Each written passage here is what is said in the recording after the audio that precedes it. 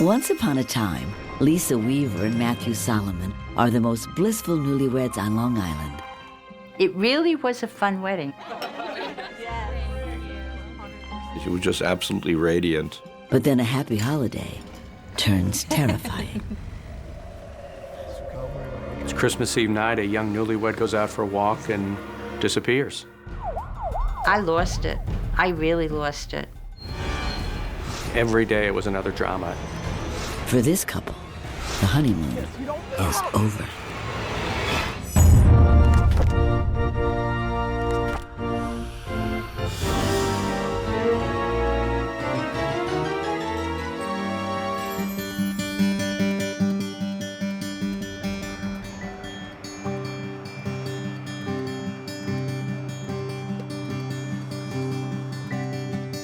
Lisa Weaver is young and in love. The 22-year-old is the ultimate blushing bride, fresh-faced and excited about a bright future. Her soulmate, Matthew Solomon, is 23, confident and strong. The young lovers have been together about 4 years, since just after high school. And though they've had their ups and downs, Lisa knows Matthew's the guy for her. It's finally happening. It really was a fun wedding. It really was. Everybody laughed. Everybody had a wonderful time. Lisa had this beautiful gown and beautiful veil, and she was just absolutely radiant. She was very tiny and petite, and the gown just made her look like a little doll, porcelain doll. Please repeat after me. I, Matthew Solomon, I, Matthew Solomon, take Lisa Weaver take Lisa Weaver to be my married wife. to be my married wife until death do us part. You may kiss the bride.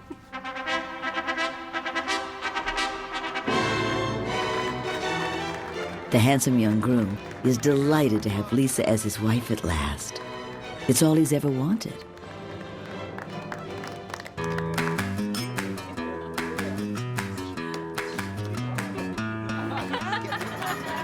I never took my eyes off her that day, and I just watched her, and she was just so happy.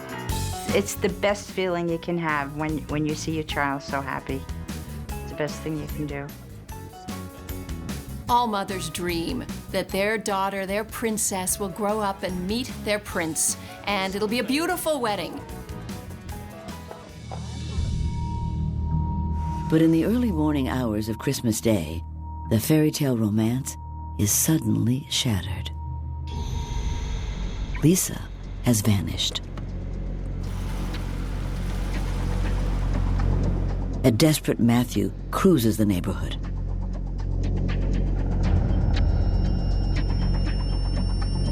No Lisa. Excuse me, officer. Yes, sir. I was wondering, have you seen my wife? She went for a walk and hasn't returned. The officer had seen a woman walking, I did see someone walking. but it wasn't Lisa. Thank you. At 6 a.m., Matthew calls 911. Then, Hello? Lisa's mother. Wait, Matthew, what? Matthew said, "Mom, I can't find Lisa. Lisa went out. She went for a walk. She hasn't come home. Have you seen her? Is she at your house?" I was bewildered, and I couldn't put it together. What do you mean she's missing? What are you talking about, Matthew? What's going on? To hear that your child has gone missing, it's probably the worst news any parent can ever receive, especially not knowing. Is she suffering somewhere? Because the instinct of every parent is to run to their aid and help them. But which direction do you run? Where do you look? Taking off into the night isn't like Lisa. Even as a little girl, she was cautious and didn't like to be alone. She was a very quiet little girl, a little bit shy, a little bit clingy. Kind of tagged along with her sister. Hung around with the right people, did the right things, loved life. She also endured heartache, When she was a teenager, her father was diagnosed with cancer.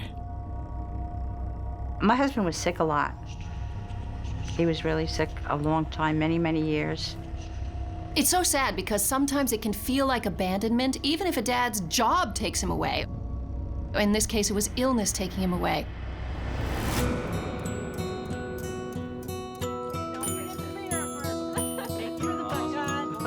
Her Uncle Howard becomes a surrogate father. She and I bonded almost immediately, and I consider her my daughter. We grew up as a tight family. We would get together on the weekends and, have dinner. Lisa and her mom share a special bond. Lisa and I were very, very close. So we just did everything together.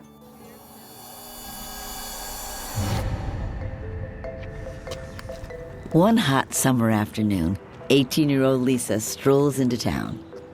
Before long, she catches the eye of Matthew Solomon, an attendant at the local gas station. She was a little bit impressed with him because Matthew had a lot of charisma. The 19-year-old grew up in the same town, but went to a different high school. He's a popular guy, a ladies' man, who knows what he wants. And now, he wants Lisa. From the beginning, the two are smitten. They never do this. When Lisa gets home, she gushes to her mom.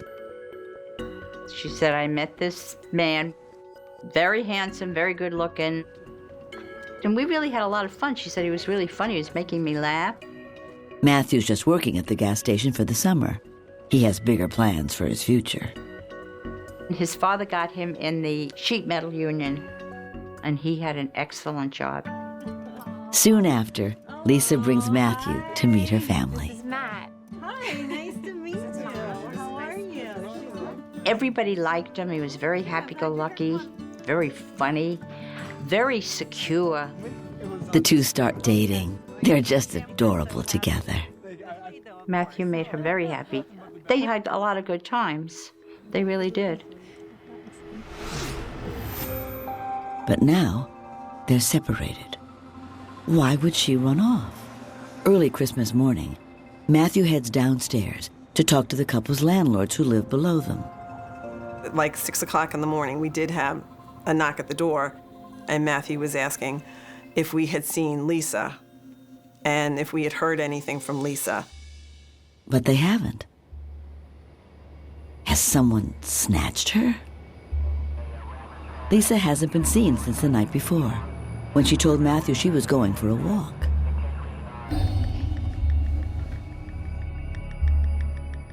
According to Matthew, when Lisa left the house around 11:30 on Christmas Eve, she was wearing sweatpants, sweatshirt, and old running sneakers.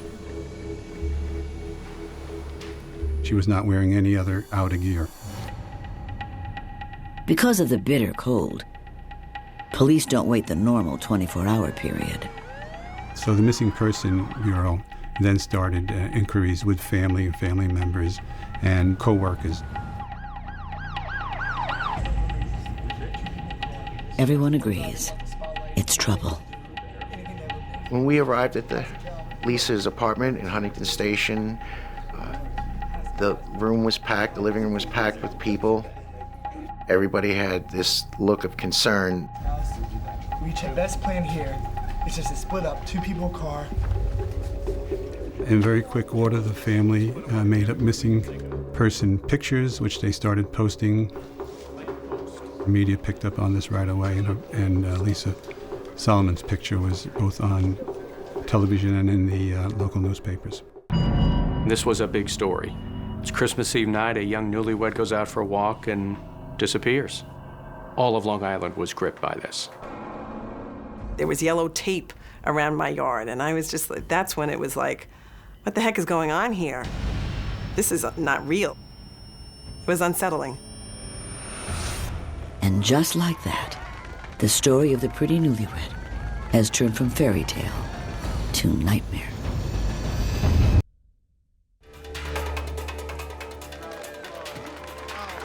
Two months after a picture-perfect wedding in Huntington, New York, Lisa Solomon disappears on Christmas Eve. Her husband Matthew spearheads a media campaign to help find her. Please don't hurt her. Please don't do anything rash. To whoever did it, no harm's gonna come to them. Just bring her home.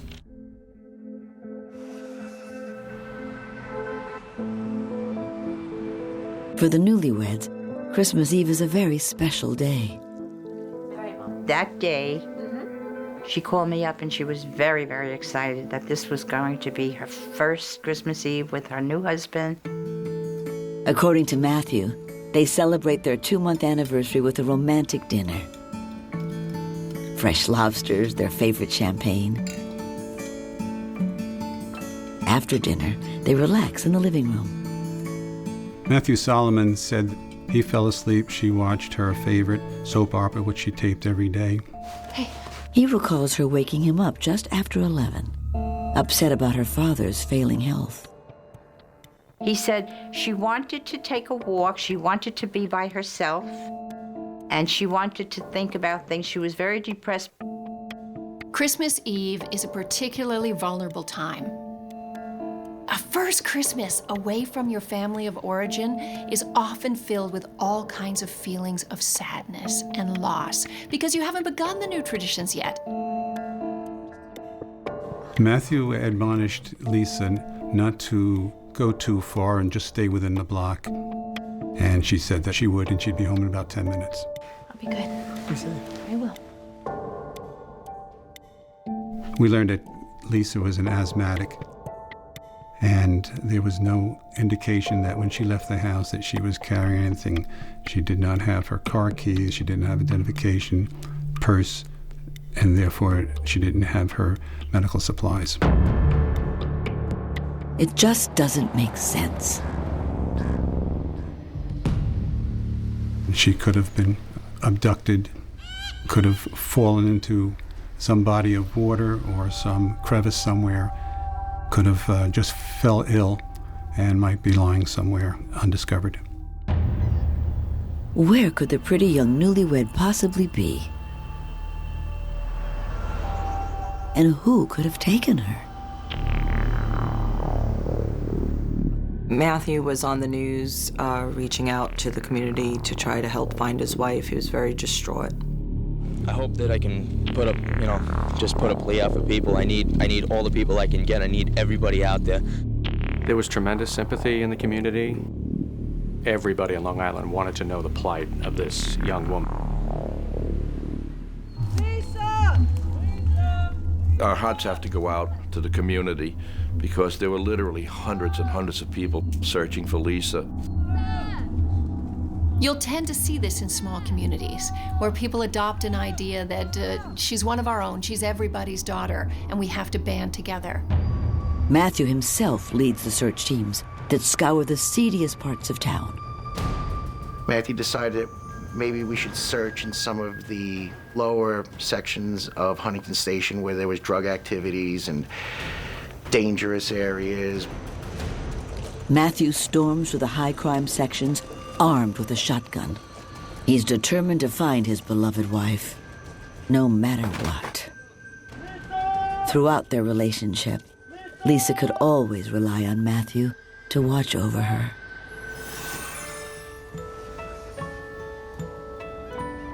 From the start, the couple share a storybook romance.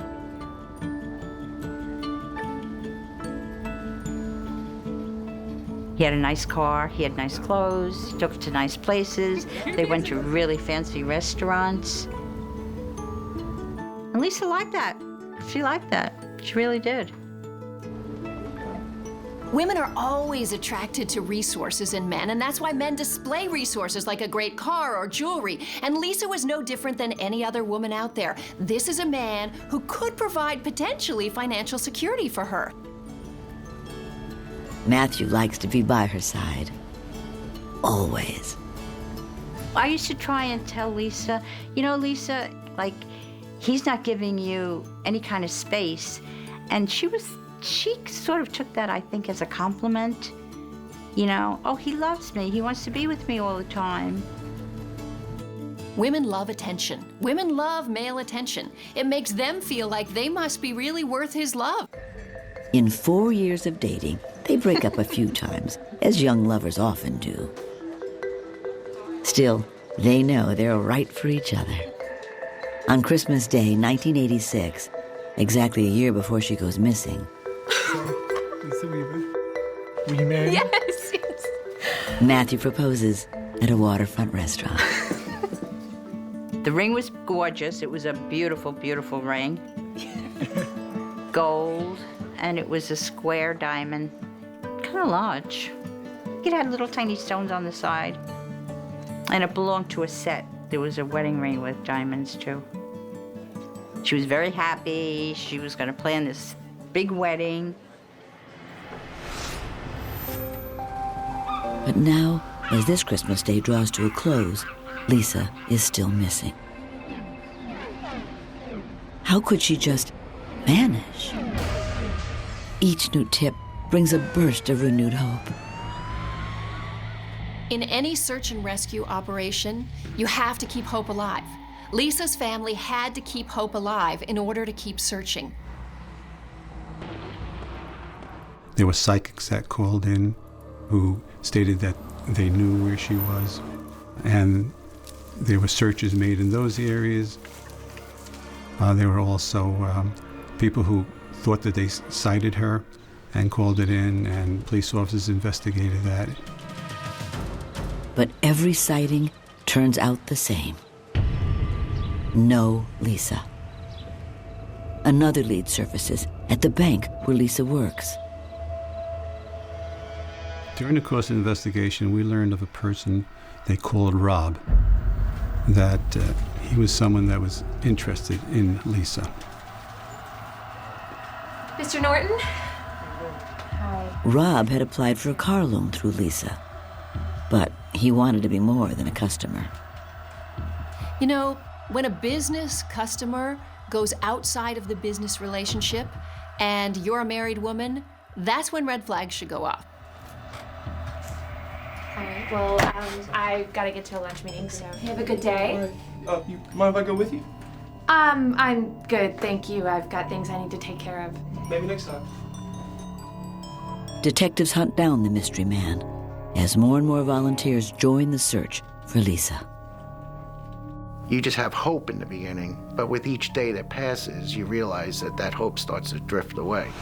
Then, 6 days after the newlywed vanished, just before a search team is about to call it quits late one night, they make a terrible discovery that pushes the investigation in a whole new direction. Oh my God.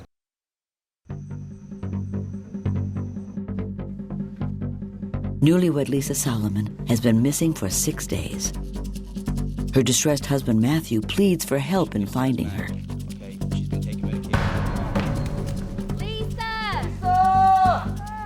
But she's just gone. Detectives continue looking for Rob, the man who seemed overly interested in Lisa. As family, friends, and volunteers widen their search for the newlywed. Lisa's family was on a roller coaster, an awful, emotional roller coaster. 1 minute thinking there'd be a chance they found her, some tip would come in, and then their hopes would be dashed again. Just a few months earlier, Lisa's on the lookout for the perfect dress. It seems a lifetime ago now. Lisa and I went wedding dress shopping. I think we hit almost every store on Long Island. She just kept saying, you know, I'll know it when I see it. We walked to this little teeny-weeny boutique, and they had a lot of dresses there. And there was that dress hanging. It was just hanging there. And Lisa looked at the dress and she said, oh my God, this is the dress. This is the dress. Mom. Lisa just loves it. That's gorgeous. That is beautiful. This is the one. Then the sales girl came over and she talked to us and she said a wedding was called off and this dress was brought back. Lisa doesn't see the dress coming from a failed wedding as a bad omen. Diane does. Well, what's wrong? It was just that somebody had that dress and was planning her future on that dress. And then all of a sudden, something happened. Not one to succumb to superstition, Lisa keeps planning her dream wedding. Her future was so bright. And now, her family frantically searches for her. The weather was so cold that we had to be in thermal clothing. It was that cold. The frigid weather doesn't stop searchers from going late into the night. Report back every hour and a half. Anybody got any questions? What we're doing? Yes, sir. Everybody good? On the 6th day, Lisa's cousin Stephen joins an off-duty officer who knows the area well. We passed these 2 farm fields, very, very big, like hundreds of acres of farm field. And as soon as we passed them, we decided that this would be an area maybe for us to look. When they head into the first field, Stephen radios his dad an update. He said that maybe we should call it quits. Everybody's called it quits, but I told him we were here and that we wanted to finish doing this search in this area. It's a good thing. Eventually, they stumble upon piles of garbage bags. We were kicking them and they were just leaf bags. And one of them was hard. And with that, the auxiliary police officer took his knife, started cutting the bag open. And we discovered that there was a body in the bag. And we saw an arm frozen to a leg. The body was in a fetal position, frozen to the ground. The officer goes for help. Stephen's all alone with the body. I continued to open the bags to see if this was Lisa. And then I saw Lisa. It was definitely Lisa. I knew it was Lisa. The feeling is of every emotion you can think of, all wrapped up in one. You're scared, you're sad, you're frightened. You wish you could bring her back to life.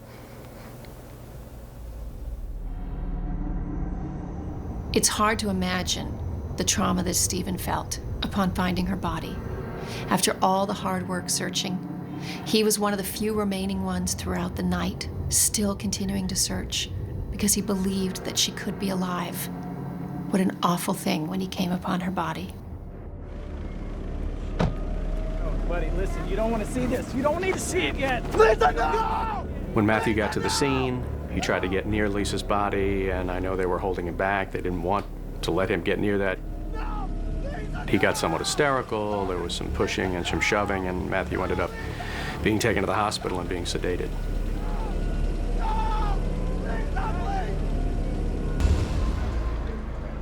Lisa was left in 5 layered trash bags, one placed inside the other, like gruesome black plastic nesting dolls. She's completely frozen, nude. The only thing she has on, a gold band on her left ring finger. A red fiber was found in the 5th outer bag in the tie, the twist tie. But can the tiny piece of evidence lead them to the beloved Newlywed's killer? In the immediate aftermath, nothing is certain. Immediately, my thoughts went to Diane, because Diane and Lisa were so close. And Lisa was her life. When I had to tell my sister that it was Lisa, she immediately went into a heavy state of denial. I kept saying, no, it's not Lisa. It's not Lisa. It's okay. Don't worry. It's not Lisa. I remember that so well, saying, it is not Lisa. And I remember my daughter, Donna, She came over to me and she put her hands on my face and she said, "Mommy, it's Lisa. Stephen found Lisa."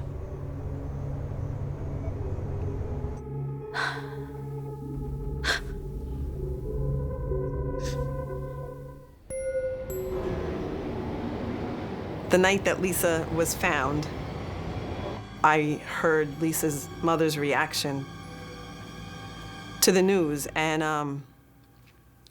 I had never heard anything like that. It was such despair. It'll never leave me. It's just something I'll never forget.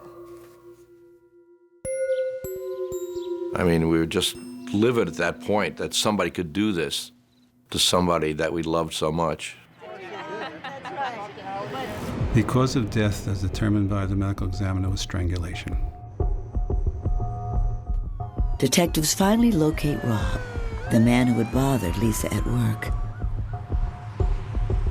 But he can prove he was with family during the time of the disappearance. Rob had a solid alibi for that night, and we watched him out as a suspect in the disappearance of Lisa Solomon. If Rob didn't do it, who did? Almost immediately, rumors swirl all over Long Island, but investigators turn their sights closer to home. Finding Lisa's body changed the whole investigation. Now it's not a disappearance, now it's a murder investigation. Now the question is, who killed her?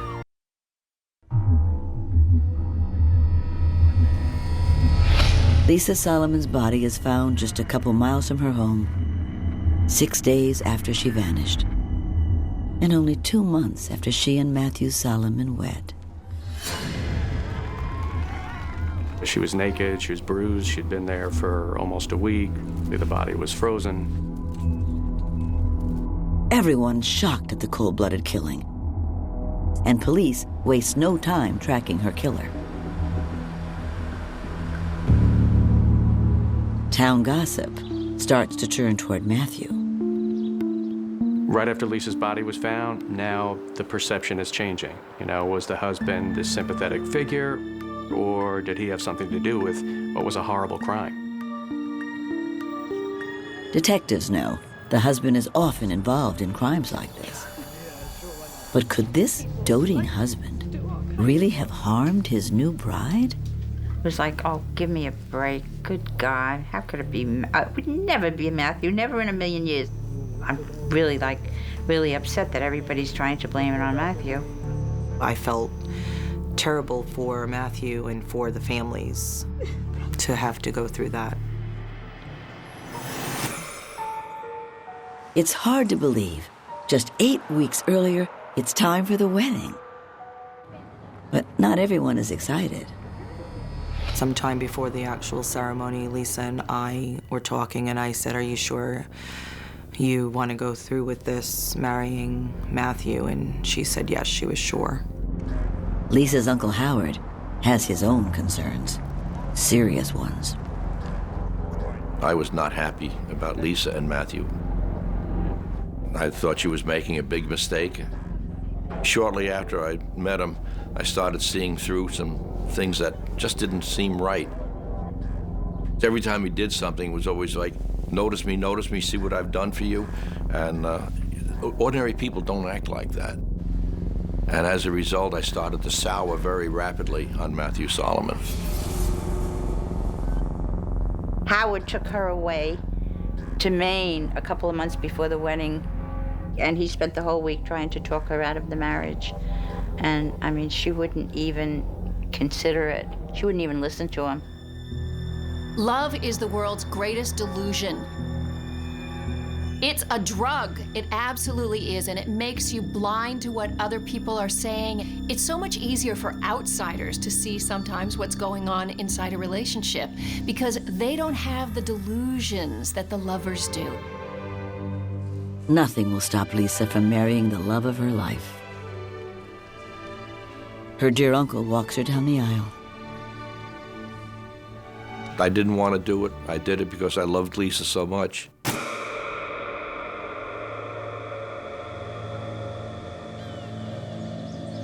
But now, as the family prepares for a funeral, they recall a party they had just after the wedding. I invited a psychic over to my house, and I invited a few of my friends, and she was going to give us all a reading.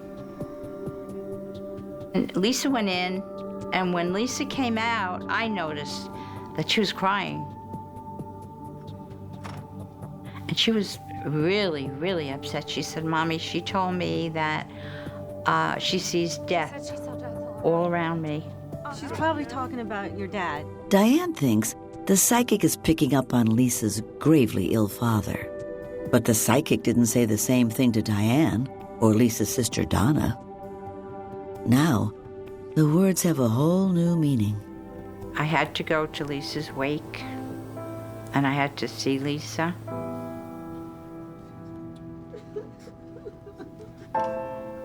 That was the hardest thing I have ever done in my whole life. Ever. And I remember like trying to hug her and kiss her and feel her hair and touch her cheek. I just want to touch her hair. You know, I just want to touch her face. At the wake, things get weird. Matthew looked at it as more of a party. His friends showed up. He had bought beer. When I did see Matthew drinking beer at the wake, my initial reaction was just that everybody grieves in their own way. Is this a grieving husband or something else? Police believe he's hiding something. From the many interviews we did of Lisa's co-workers and friends, we learned that there were many inconsistencies and discrepancies in what Matthew was telling us. Friends tell detectives Matthew does have a very possessive side. And after the engagement, it only gets worse. Once Lisa and Matthew were married, I didn't really see much of her anymore. I don't think Matthew really wanted anybody in her life except him. You know, he kind of pushed her away from a lot of her friends. The more he can isolate her, the more he can control her. So if she doesn't have her mom and her sister and her friends telling her he's not good for you, he keeps them separate. And he's able then to control her mind. Matthew would go to Lisa's house in the morning before they were married just to see what she was wearing, kind of approve it. What's wrong? What are you wearing? A dress. You're not going to church in that. Why not? Because it looks slutty. You're being ridiculous. I'm not being ridiculous. Yes, you I'm are. not. He was controlling about every piece of her, like she was some doll of his, some extension of himself that he could play with and mold and manipulate. He was sick. I'll be right here when you get out. If they went anywhere and she wanted to go to the bathroom, he would actually escort her to the bathroom, wait outside the door, and then escort her back to the table. We were starting to see this picture of this compulsive person that is just, I thought, so in love with her that he cannot be 10 minutes without her, which later on I found out I don't think it was love. I think it was just obsession, possessiveness and obsession. I think Matthew was in love with the concept of Lisa. She was the girl that every guy in town wanted to take out, and he had her. And Matthew, I think, thought of Lisa as a trophy. He was jealous in a pathological way. Because the truth is, there's no amount of control that would be enough for him. This overpossessiveness and this control by the husband of the wife, it's a red flag to any investigator. The couple's relationship certainly had its secrets, and the most shocking truth about them will soon emerge. The day I walked Lisa down the aisle and she married Matthew Solomon was the last day I ever saw Lisa alive. When newlywed Lisa Solomon is discovered murdered, Suspicion shifts to her husband, Matthew. After the body was found, more information came out about Matthew and Lisa's relationship. I guess it wasn't like the nice, warm, cozy story that a lot of people wanted to believe. Apparently, it was a pretty volatile relationship even before they got married, a lot of arguing. Matthew has a pathological attachment disorder. His attachment to Lisa was not love. Let's make this clear. This was never love. This was a passionate control and vigilant kind of manipulation of her. Sometimes the fights get out of hand. This is ridiculous. I'm not married. He's just a friend. From where? From high school. Like the one after a friend's wedding reception. Stop. What are you doing? Lisa was going to leave, and Matthew ran out and tackled her on the lawn. They fell down. He bruised her arm during the struggle. Lisa hides it from her family. After Lisa was murdered, we started talking to a lot of her friends, and that's how we found out that Matthew was on the violent side with Lisa. And Lisa would never really tell me. I would say, Lisa, what happened? You know, what happened? She'd say, nothing. It's very, very common for a victim of domestic violence like Lisa to make excuses for a perpetrator because she loves him, because she actually feels that it's her fault. The most damning news comes from the landlords downstairs, who heard something around midnight on that fateful holiday night. On Christmas Eve, I remember my husband and I getting ready for bed.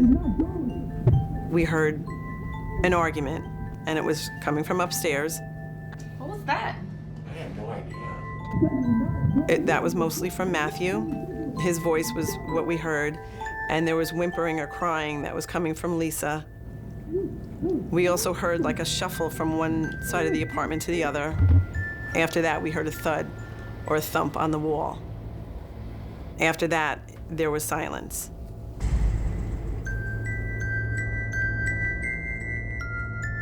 In the moment, Joanne and her husband chalk it up to newlyweds fighting. They're newlyweds themselves. Matthew gives detectives permission to search his apartment and car. They need physical evidence linking him to the crime. And in the trunk of his car, they find what they're looking for. Red fibers that lab techs match to the fiber found on the bags holding Lisa's body. We had probable cause to arrest Matthew for the murder of his wife, Lisa. 12 days after Lisa's body is found, police arrest Matthew Solomon for her murder. And I said, Matthew, the charade has to end.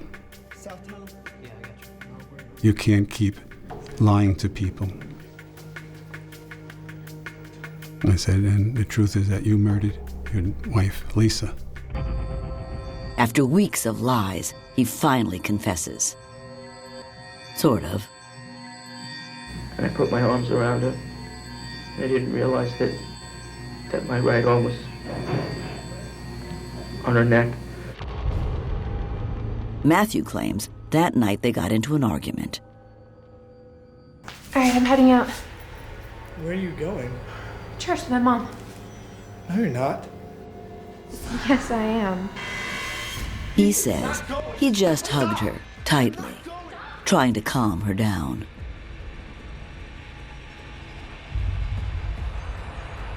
Lisa's last breath was squeezed from her by the man who took vows to love and protect her just 8 weeks earlier. If he calls strangling her, hugging her too tight, this illustrates his pathology. He couldn't love her enough. He couldn't control her enough. He couldn't hold her tight enough. She was always going to get away in some manner. Until finally, he held her so tight, he squeezed the life out of her. After Matthew murdered Lisa, he picked her up and put her in the bathtub, and he stripped her naked. Then, in a bizarre move, he took off his dead wife's valuable diamond engagement and wedding rings and replaced them with a cheap gold band. Matthew wrote a letter to Lisa saying, Lisa, when you get back, stay here, call me. I love you. Love, Matthew. Matthew wrote this after he strangled his wife. And then he goes to a local convenience store, buys garbage bags. He literally treated her like a piece of garbage, threw her in garbage bags, threw her in the trunk of their car, sees a field, tosses her on the side of the road.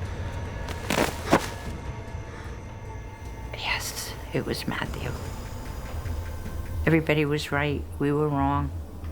We loved him and we trusted him. And what a betrayal. What a betrayal. He is a man without a soul. He really is. He has no soul. He's an animal. Yeah. Matthew Solomon is found guilty of second-degree murder and depraved indifference murder, defined as a killing committed by someone who has an utter disregard for the value of human life, with a wicked, evil, or inhuman state of mind. He's sentenced to 18 years to life. Thanks to the family's ongoing efforts in petitioning the parole board, he has so far been denied parole 4 times. But this is all little comfort to Lisa's family. She is never coming home again. 4 years of his life he spent making her happy. And then I hand her over to him, and then 8 weeks later he murders her. I'll never understand that as long as I live. Never understand that. I walked Lisa down the aisle. I lifted her veil. I kissed her. And unknowingly, I turned her over to her murderer. I'll never forget it. When you lose a child, that pain never goes away. That pain is always there with you. When I visit Lisa's gravesite, I feel so at peace. I just say, Lisa, I'm here. I am here. I'm here with you. And someday I'm going to be up there with you.